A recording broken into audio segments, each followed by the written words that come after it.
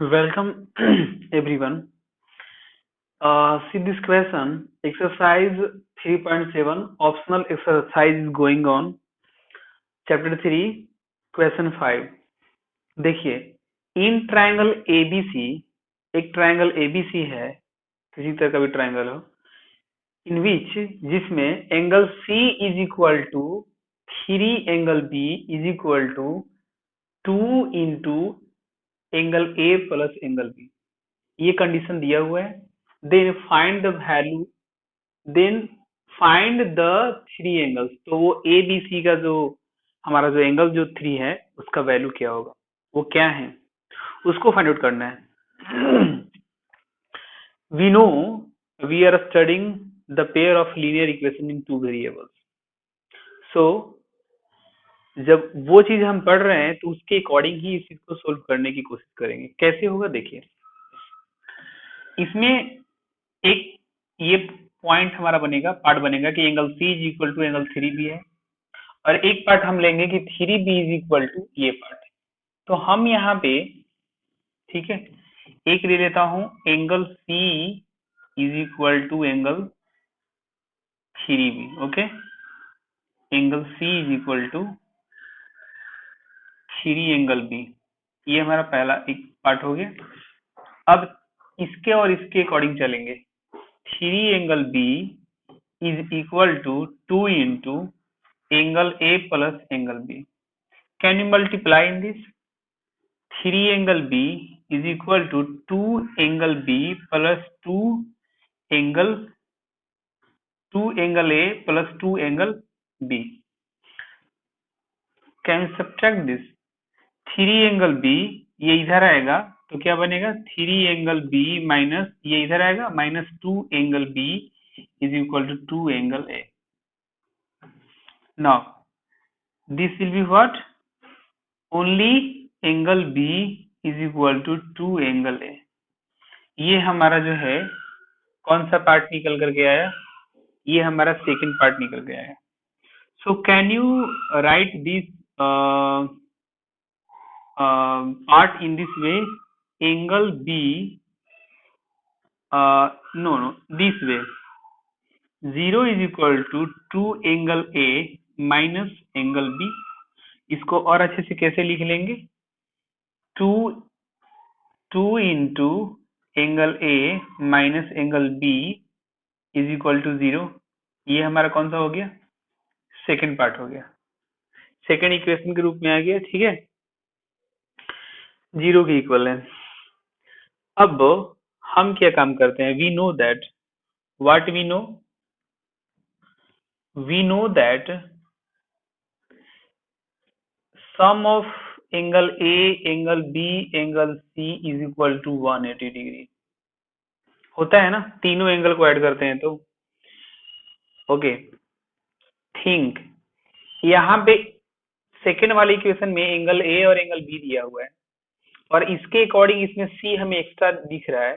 तो हम क्या काम करेंगे कि सी को रिमूव करने की कोशिश करेंगे. तो angle A plus angle B वैसे का वैसे ही लिख दे रहे हैं, और यहाँ पे जो सी है ना, एंगल जो सी लिखा हुआ है उसको हम इसकी सहायता से फर्स्ट वाले पार्ट को यूज करते हुए हम रिमूव करेंगे. तो angle C is equal to three angle B है, तो यहाँ लिखेंगे three angle B is equal to 180 degree. Try to solve this.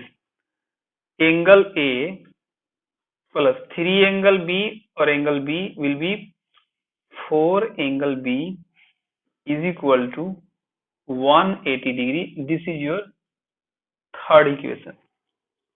Now try to solve this. इसको और इसको आप सोल्व करने की कोशिश कीजिए, और नहीं तो यहाँ पे एक बात और किया जा सकता था कि angle B is equal to what, two angle A. तो ये क्या किया जाएगा कि जहां बी रहेगा उसको हटा करके एंगल टू ए भी लिखा जा सकता था. तो वो चीज हम यहाँ पे कर सकते थे, बी को हटा करके, है ना, एंगल टू ए यहाँ लिख सकते थे. नहीं तो हमने इस फॉर्म में लिख दिया है, तो हम क्या काम करेंगे, इसी के अकॉर्डिंग चलने की कोशिश करेंगे. ठीक है, तो दोनों पार्ट को एक जगह लिख लो और उसके अकॉर्डिंग हम लोग ट्राई करते हैं. ठीक है, तो लेकिन थोड़ा ये ऐसा है कि इसमें टाइम टेकन वाली बात हो जाएगी, तो यही वाला पार्ट को रखो, इसी को आप सेकंड ले लो, और ये सारे पार्ट को मैं इरेज कर दे रहा हूँ, ठीक है। इसको मैं इरेज कर दिया। अब देखो आगे, तो angle A plus 4 angle B is equal to जो 180 डिग्री दिया हुआ था सीन थर्ड इक्वेशन में, हम क्या काम करेंगे, इक्वेशन जो है 2 को जो है सेकंड पार्ट का इस्तेमाल करते हुए ये बी को हम रिमूव करेंगे, एंगल ए को वैसे ही रहने देंगे, 4 मैंने लिख दिया, और एंगल बी का वैल्यू कितना है, angle B is equal to 2 angle A, तो मैं यहाँ पे पुट कर रहा हूँ 2 angle A is equal to 180 degree. Now angle A plus this will be 8, what, 8 angle A is equal to 180 degree. Now here is one angle, so 8 angle A और angle A will be 9 angle A, यहाँ पे 1 hide है 180 degree, इसको इससे cut करो, 9 to the 80 20, therefore the value of A is equal to what, 20 degree. ये हमारा पहला वाला जो है निकल करके एंगल ए का वैल्यू निकल करके आ गया। नाउ